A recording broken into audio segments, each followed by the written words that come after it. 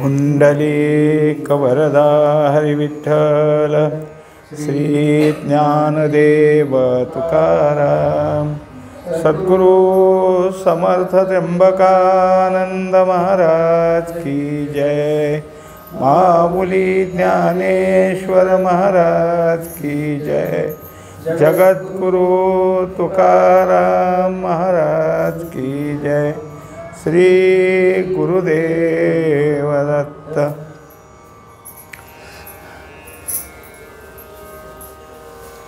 जय जय देव स्वप्रभ जगदंबुध गर्भ नभ भुवनोद्भवारंभ स्तंभ भवध्वंस। मंगलाचरणात चालू असलेल्या विषयात ही 5वी ओवी। ज्ञानेश्वरी ही माऊलींचाच ग्रंथ, पण वेगवेगळे छपाईदार अलीकडं आपल्या आपल्या पद्धतीनं छपाई करतात आणि त्या प्रती तयार करतात। त्या प्रतीमध्ये बऱ्याचशा ओव्या खालीवर खालीवर होतात। दुसऱ्या प्रतीमध्ये जय जय देव निश्चळ ही ओवी काल झालेल्या जय जय देव निष्कळ या जागेला काही प्रतीमध्ये आहे। इथं जे माझ्या पुढं प्रत आहे त्या प्रतीमध्ये जसं क्रम आला आहे तो क्रम मी घेत आहे। तुमच्या समोर असलेल्या प्रतीमध्ये हे जर खालीवर असेल तर तिथं तुम्ही पाहून घ्या।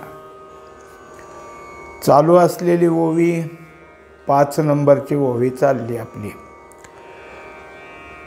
परमात्म्याचं जे स्वरूप आहे की जे संपूर्ण जगाला धारण करणारं असं जे असणारं आहे ते कसं आहे तर ते स्वप्रभ म्हणजे त्याच्या ठिकाणी स्वयंप्रकाश आहे, स्वसंवेद्य। त्याला दुसऱ्या कोणी प्रकाशित करण्याची गरज नाही, कारण तो काय आहे तर तो सगळ्याला तोच प्रकाशित करतो। जे जे प्रकाश देणारे आहेत, सूर्य असेल, चंद्र असेल, अग्नी असेल, हे सगळे प्रकाश देणारे त्याच्या प्रकाशानं प्रकाशित झालेले आहेत। तोच सगळ्याला प्रकाशित करतो। 15व्या अध्यायात हा विषय झाला आहे। त्यामुळं त्याच्या ठिकाणी असलेली प्रकाशता ही स्वयंपूर्ण आहे, म्हणून स्वप्रभ। जर परमात्मा अनुभवायचा असेल किंवा त्याला म्हणा पाहायचा असेल तर त्याच्याच प्रकाशाने पाहावं लागेल। म्हणजे आत्मज्ञानानंच आत्मा कळतो। दुसऱ्या कोणत्या ज्ञानानं आत्मा जाणायला दुसरं ज्ञान तिथपर्यंत जातच नाही। जे आत्मज्ञान आहे तेच फक्त काय आहे की आत्मा जाणून देतं आपल्याला, कारण ते आत्म्याचंच ज्ञान आहे। इतर ज्ञान आहे ते वस्तुजात आहे। त्या इतर वस्तू ज्या काही असतील जड वस्तू त्यांच्या ठिकाणी त्या ज्ञानाचा उपयोग होत असेल। अशी कितीतरीत मागं 14व्या अध्यायात सांगितलं येर ज्ञान आहे। कितीतरी असे जे काही आहेत, पण ज्या ज्ञानाचा उपयोग होतो त्यालाच काय आहे की अध्यात्मज्ञान असं म्हटलं गेलं। तसा हा जो काही आहे हा स्वयंप्रकाश आहे, स्वयंप्रभ। त्याच्या ठिकाणी असलेलं प्रकाश तत्व हे स्वतःच आहे। आता तिथं काय आहे की ज्ञानालाच दुसरं नाव प्रकाश येतं। सत्य, प्रकाश आणि सुख असे ज्या काही मांडण्या त्या ठिकाणी होतील त्याही केल्या तर चालतील। किंवा अस्ति, भाती, प्रिय, म्हणजे भाती म्हणजे ज्याच्या ठिकाणी काय आहे की प्रकट होणं आहे असा हा परमात्मा, आणि त्यांनी या सगळ्या जगताचं प्रकाशन केलं। मुळात जर काही असेल तर जगत जर काही असेल तर जगत एक प्रकारचं सांगितलं आता की जगदंबुध गर्भ नभ, हे एक प्रकारचा ढग आहे। जलयुक्त ढग जे असतात तसा ढग आहे। आणि त्याच्या ठिकाणी जी काही असेल ते सगळं असणं कुठं असतं तर आपल्याला नक्की माहिती की सगळे ढग आकाशातच असतात, म्हणजे आकाशाच्या गर्भात आहेत. तेव्हा या सगळ्यामध्ये तशीच मांडणी तयार होते की जगत निर्माण करण्याकरता सगळं जर झालं असेल तर सगळ्याच्या आद्य कोण असेल तर ते आकाशच आहे, आणि आकाशानंतर जर काही असेल तर पुढचं सगळं निर्माण होतं. त्यामुळं हरिपाठात सुद्धा सांगितलं की सगळं जरी बाकीचं असलं तर त्याच्यापेक्षा नाम वेगळं आहे, म्हणजे गगनाहुनी वाढ नाम आहे. हे गगन सगळं काय असेल तर बाकीचं सगळं आहे. आकाशाच्या पोटात वायू, वायूच्या पोटात अग्नी, असं सगळी सारणी तयार होती, आणि मग हे सगळं काय तयार होतं ते भौतिक. यामुळं हे सगळं कोणाच्या पोटात आहे? आकाशाच्या. असा असणारा हा, आणि या जगताला त्याच्या ठिकाणी काय आहे तर आकाशात जर काय असेल तर याच्या पोटातून जन्माला आलेलं आहे, तर जगत त्या आकाशाच्या पोटातून बाहेर आलं. कारण प्रत्येक वस्तू निर्माण झाली त्या सगळ्या वस्तूला पंचमहाभूतानेच निर्मिती केली. सगळे आकार जर कशाने निर्माण झाले असतील तर पंचमहाभूतानं. म्हणून पंचमहाभूत हे काय आहे की आकार निर्माण करण्याचं सगळा कच्चा माल आहे, साधन आहे. जसं वस्तू तयार करण्याकरता कच्चा माल लागतो तसं आहे. आणि त्या सगळ्या आकाराला आपण काय म्हणतो? जग. जग म्हणजे जर काय असेल तर नाम आणि रूप. जिथं नाम तुम्हाला दिसून येतं आणि त्या नामाला रूप आहे. जिथं जिथं आम्ही नाम घेतो तिथं तिथं रूप असतंच, आणि त्या रूपाला आम्ही पाहतो. काही ठिकाणी रूप नाही पण त्याची बोली भाषेत नाम आहे. हे सगळे जे काही आहेत हे सगळे जगताचे अंग आहेत. नामरूपानं जगत सगळं भरलेलं आहे, आणि त्या सगळ्याचा जर काही असेल तर मुख्य कोण आहे तर आकाश आहे, आणि त्याला धारण करणारा हा आहे. त्यांनी दाखवलं की भुवनोद्भवारंभस्तंभ भवध्वंस. तर हे सगळं जर काय असेल तर भुवन आहे, आणि त्या भुवनाला समजून येण्याकरता 3 भाग पाडले: स्वर्ग, मृत्यूलोक आणि पाताळलोक. म्हणून ह्याला त्रिभुवन असं नाव आलं. हे त्रिभुवन एखादी निर्मिती व्हायची असेल तर त्याचा जो काही आरंभ असतो तो आरंभ होतो की ज्यावर ही सगळी निर्मिती व्हायची. त्याकरता जसा एखादा तंबू आहे, आणि त्या तंबूला तुम्हाला जर उभा करायचा असेल तर पहिला खांब राहावा लागतो. तसा हा काय आहे की या सगळ्या आरंभाचा खांब आहे. याच्या अधिष्ठानावर हे सगळं उभं राहतं. परमात्माच त्याचं काय, जसं एखादं कार्य घरात असलं म्हणजे मुहूर्त मेळ राहावं लागते अगोदर, आणि मग मुहूर्त मेळ रवली की मग सगळ्या कार्याची सुरुवात होते, तिथून कार्य सुरू झालं. तसा हा संपूर्ण ह्याचा काय आहे स्तंभ आहे. याच्या आधारावर त्रिभुवन आहे. या त्रिभुवनातलं जे काही आहे त्याचा आधार खांब आहे हा. आता कसं असतं की आपल्याला माहिती की एखादं घर उभा करायला अगोदर खांब असतो, आणि मग ते सगळं घर निर्माण होतं. ते घर काय होतं, काही दिवसांनं मोडकळीला येत सगळं निघून जातं. पण हे त्रिभुवन तसं नाही ना, आणि त्यामुळं त्याचा आधार असलेला खांब हा सुद्धा शाश्वत आहे. मग त्या त्रिभुवनातले जे काही असतील ते काय असेल ते वरची परिवर्तन आहेत. खांबाला तसंच ठेवून बाकीची परिवर्तनं होत असतात. त्याच्याकरता या सगळ्यामध्ये जे त्रिभुवनात आपण सगळे फिरणारे आहोत त्याच्यामध्ये त्या त्रिभुवनातच राहून जो काही व्यवहार होतो. आता आपलं जे काही आहे ते स्वर्गलोक सोडलं तरी खाली आलं ते मृत्यूलोकच आहे, आणि मृत्यूलोकाचं नाव काय तर मृत्यूलोक. कशामुळं तर इथं मृत्यूच घडतात. प्रत्येक दिवस मृत्यू तितकेच, प्रत्येक दिवस जन्म तितकेच. मग सतत जिथं काय आहे की येतो जन्माला जातो.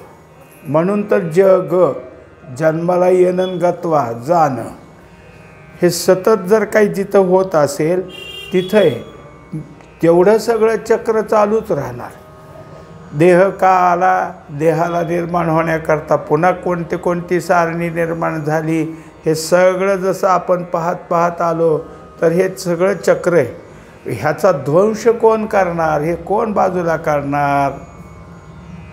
त्याच्याकरता आमच्याजवळचं अज्ञान, भेदज्ञान, प्रियाप्रियत्व भेद, हे सगळ्या गोष्टी एकदा बाजूला निघायला लागल्या तर जी काही असेल ते हे सगळं एकापुढे एक असलेलं चक्र बंद पडेल.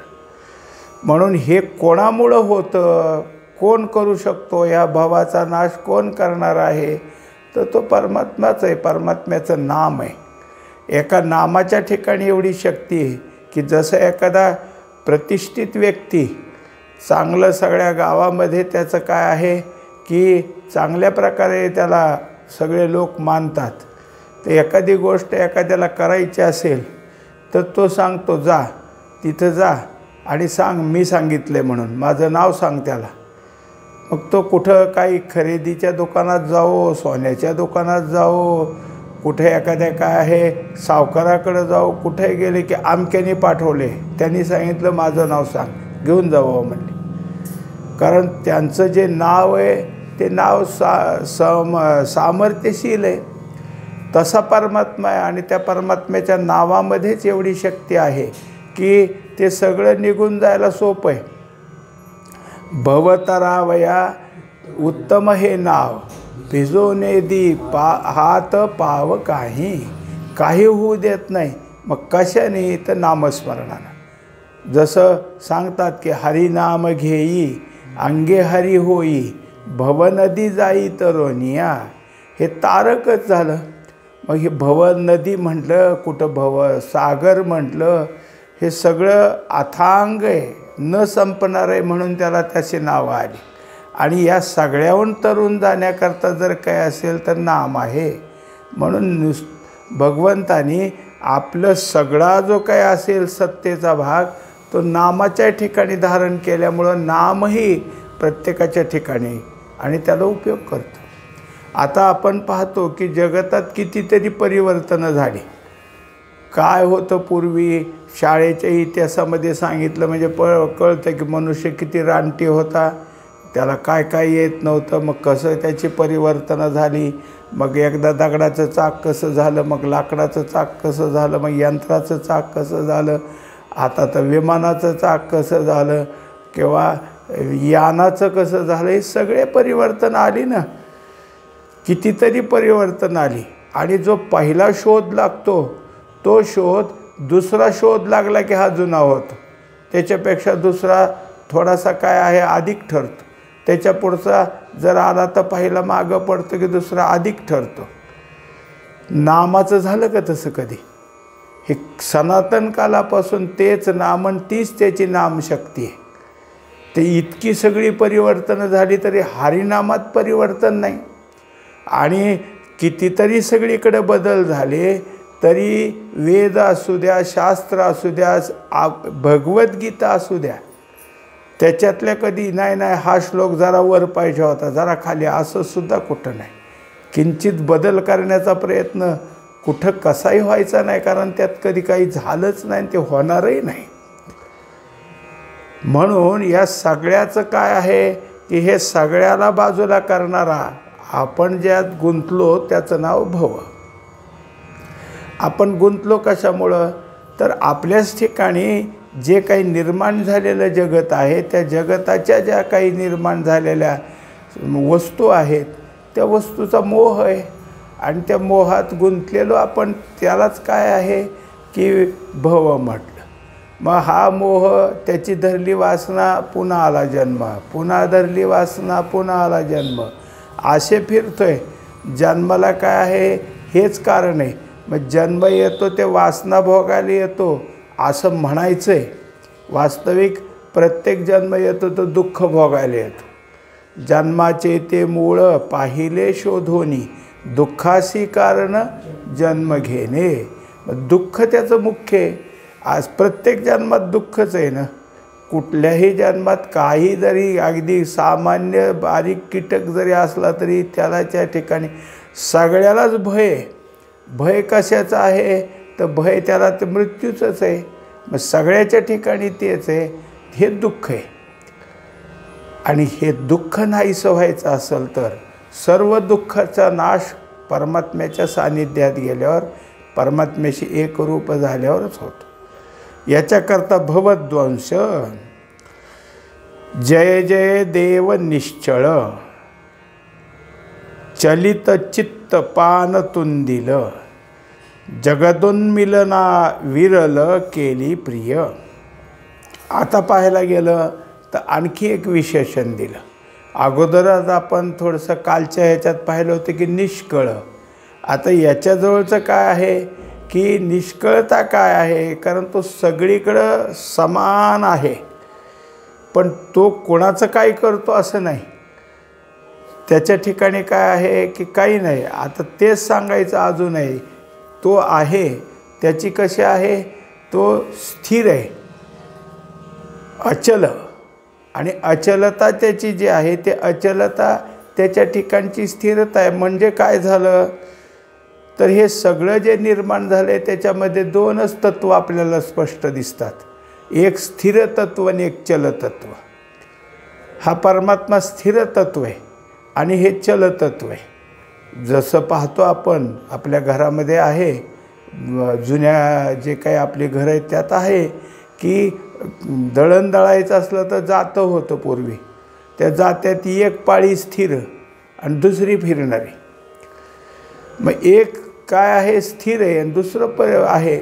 तसा परमात्मा स्थिर आहे आणि हे जगत त्यात सगळं फिरणार आहे. ही परिवर्तनशीलता आहे, त्याच्यात परिवर्तन होत राहतात. आणि ह्या परिवर्तित जगताला हे फिरतं आहे हे आम्हाला का कळत नाही, आम्ही पण त्यातलेच आहेत ना. त्याच्या ठिकाणी परिवर्तन आहे ना, आमच्या ठिकाणी तीच आहे गती. त्या गतीमुळं आम्हाला प्रत्येक क्षण हा नवीन नवीन आहे असा वाटत राहतो. आणि त्यात ह्या निश्चलतेत सुद्धा जर काय आहे तर पुढं असलेल्या जगताकडं त्याच्या असलेल्या काय असेल त्यातनं आमच्याजवळ निर्माण झालेल्या कामनेमुळं चित्ताची चंचलता निर्माण होते. कारण कोणतीही वस्तू सहज हातात येत नाही, सहज काही नाही. म्हणजे मनुष्य एखाद्या आंब्याच्या झाडाखाली गेला आणि चांगले आंबे दिसले, काही ठिकाणी पाडाचे सुद्धा दिसले, आणि मग त्याने विचार केला की आता बसू, एक तरी आंबा आपल्या अंगावर पडेल, असं आपणहून नाही, त्याला जाऊन तोडावं लागेल. म्हणजे हे चित्त सहज नाही. तर ते का चंचल झालं, तर चंचल झालं याचं कारण आहे की त्याला सतत काहीतरी कमीच पडतं आहे. चित्त हे मूळ चित्स्वरूपच आहे, पण त्यात तकार जास्त झाला, त्या तकाराने ते चित्त झालं. आता तो तकार बाजूला काढण्याकरता चित्ताची स्थिरता लागणं गरजेचं असतं. म्हणून मग उपाय सांगत असताना चित्त शुद्ध करा, चित्ताला स्थिर करा, हे सगळीकडे सांगतात. मग जसं जसं आपल्या ठिकाणी चित्ताची धारणा तयार होते तसं तसं चित्ताची चंचलता कमी होते. चंचलता कमी झाली की स्थिर चित्त आपल्याच ठिकाणी असलेल्या स्वरूपाची जाणीव करून घेतं. मुळात काय आहे की जे शोधायचं आहे ते लांब नाहीच, जवळच आहे. पण ते जवळ आहे हेच विसरलो आम्ही, आणि ते विसरल्यामुळं त्याचं पाहिजे, सगळ्याला तर सुखच पाहिजे, सुखाशिवाय दुसरं काय पाहिजे. एवढा संसार सगळा आणि एवढे सगळ्या वस्तू गोळा केल्या, आपण खूप मोठा पसारा केला आहे. कशाचा? संसाराचा. सुखासाठीच केला ना. सुखाशिवाय दुसरी कोणती वस्तू उगाचीच आणून ठेवली असं नाही ना. प्रत्येक गोष्ट सुखाची म्हणूनच आहे. एखाद्या शोकेसमध्ये आणून ठेवलेले खेळण्या किंवा आणखीन काहीतरी, हे सुद्धा सुखाचं आहे. अहो म्हटले हे काय सुख देत आहे तुम्हाला? आता हे तर काय आहे, लाकडाची वस्तू आहेत, चिनीमाचीच्या वस्तू आहेत, अजून कशाच्या वस्तू आहेत.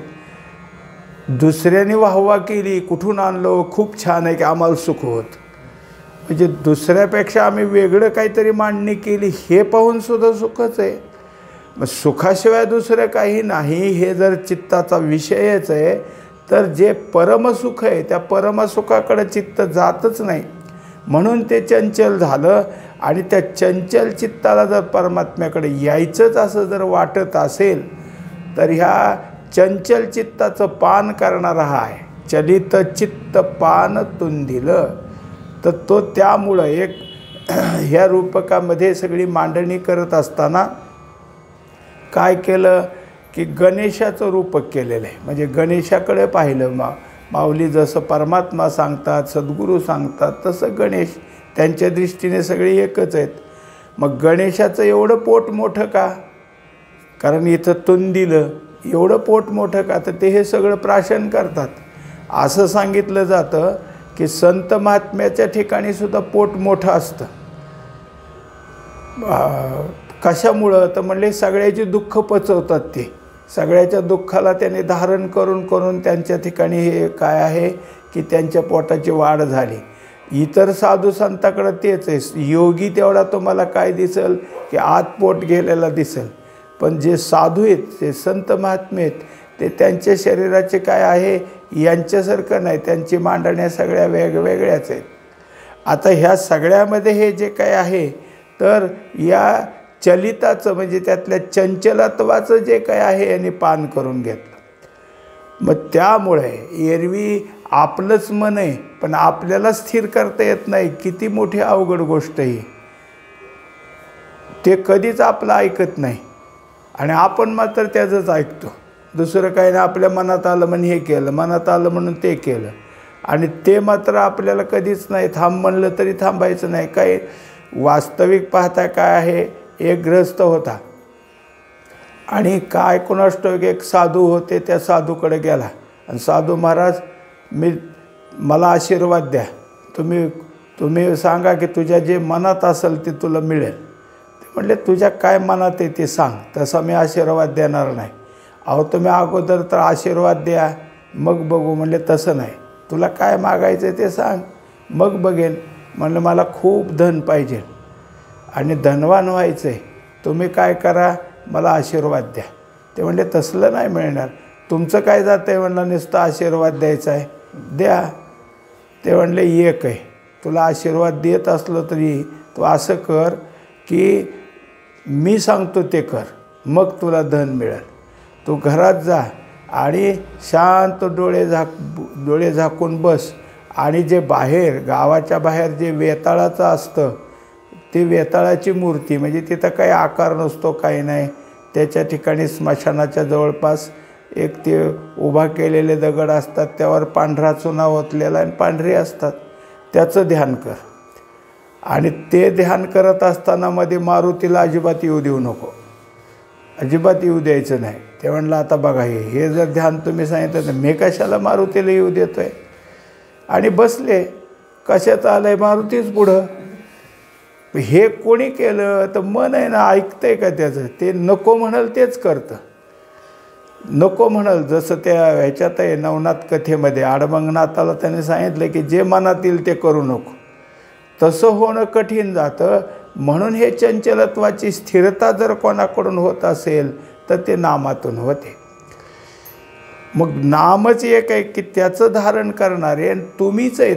म्हणून तर तुमच्या नामानं हे सगळं चंचल जे ते तुम्ही स्थिर केलं, म्हणून तुमचं तुंदिलं. असे तुम्ही जे आहात जगदोन्मिलन विरलं. आता हे सगळं जगत आहे, ह्या जगताचं एकच आहे काय? ते सतत त्याच्या ठिकाणी परिवर्तन आहे, क्षणात परिवर्तन आहे, क्षणात परिवर्तन आहे. मग ही सगळी जी उन्मिलन आहेत, निर्मिती आहे, ही सगळी तुमची असणारी काय शक्ती, तुमचं जे काही स्वरूप आहे ते स्थिर आहे आणि शक्ती मात्र सगळं काय असेल ते सगळं करत राहते. तेव्हा त्या शक्तीला तसंच राहणं म्हणजे नाही, तर ती सतत फिरते म्हणजे ते चंचल आहे. आणि त्यामुळं त्याच्या ठिकाणी जे काही होत असतं ते तुमची दृष्टी उन्मिलन, एकदा तुमची दृष्टी झाली की सगळं आहे. आता त्याच्यात जर काही असेल तर हे सगळा खेळ जगताचा चालतो. जर असं वाटत असेल की संसारात गुंतलेला जीव परमात्म्याकडे येत नाही, मग संसारच का निर्माण केला देवानं? कशापुढं आमच्यापुढे ह्या सगळ्या आवडीच्या गोष्टी निर्माण केल्या? का गुंतवलं आम्हाला तिथं? म्हणले ते सगळं करत असताना तुम्हाला दुःख झालं आणि मग हे नको आहे असं वाटलं तर मग मी तुम्हाला खऱ्या अर्थानं काय होईल आवडायला लागेल. एरवी तुमच्या पुढं आलो तर तुम्ही काय कराल, माझ्याकडं सहजतेनं पाहायचं नाही. म्हणजे सावलीची किंमत कोणाला कळते? उन्हात ज्याचे काय आहे अतिशय त्रास होऊ लागला त्याला सावली चांगली कळते. मग खऱ्या अर्थानं परमात्म्याचं सुख कोणाला कळेल तर कुठंच सुख नाही हे कळल्यानंतर. म्हणजे संसार निर्माण केला आहे तो कशासाठी, तर संसार हा एक तापच आहे. आणि तो जसा जसा निर्माण होतो तसं तसं मनुष्याचे ठिकाणचं परिवर्तन होतात. आता जे आहे तेच चांगले म्हणत असतील ते सगळे यातच गुंततात. म्हणून तर माऊली म्हणतात की विसावे विण वाहट वाहवी कवणे, ही सारखी विसाव्याशिवाय आहेच. मनुष्य जातो येतो आणि नाही गेला तर दमतो, पण वाट काय दमती काय, तिचं कायमचंच आहे. असा असणारा खेळ तुम्हाला करता येतो म्हणून केली प्रिय.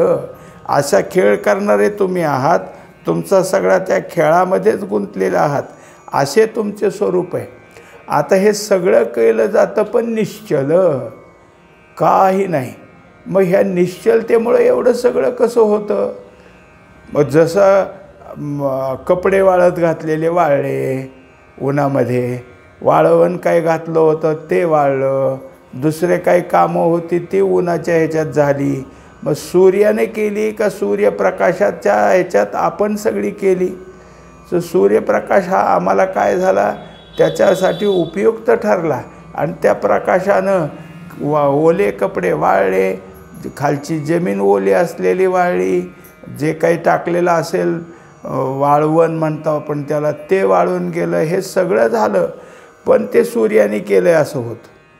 आता तमारी असं सूर्याला नाव आहे. कुठं भेट झाली अंधाराची आणि सूर्याची, कधी झाली यांची लढाई, पण आलं त्याच्यावर नाव.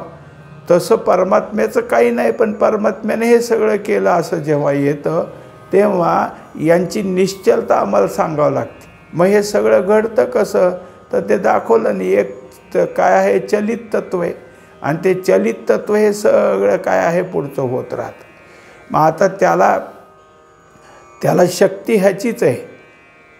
जसं एखादं ह्याच्यामधलं उपकरण आहे कशाचं, इलेक्ट्रिकचं, आणि ते काय फिरणार आहे, पण त्याला इलेक्ट्रिकची शक्ती मिळाल्याशिवाय कसं फिरेल ते? आता पंखा हा फिरतो ना, पण इलेक्ट्रिकच्या शक्तीमुळं फिरतो. त्यातली लाईट बंद केली, बटन बंद केलं की तो आसून थांबला. याला फिरता येतं, पण ह्या सत्तेवर ही सत्ता ती आहे. वीज ही सत्ता आहे, तसं निश्चलता ही सत्ता आहे आणि त्या सत्तेवर सगळं होतं. तरी त्यांच्याजवळ जे निश्चलपणाचं जे शब्द आहे तो आहे. असे अनेक आता काय आहे मांडण्या प्रत्येक ओळीमध्ये माऊली देत आहेत.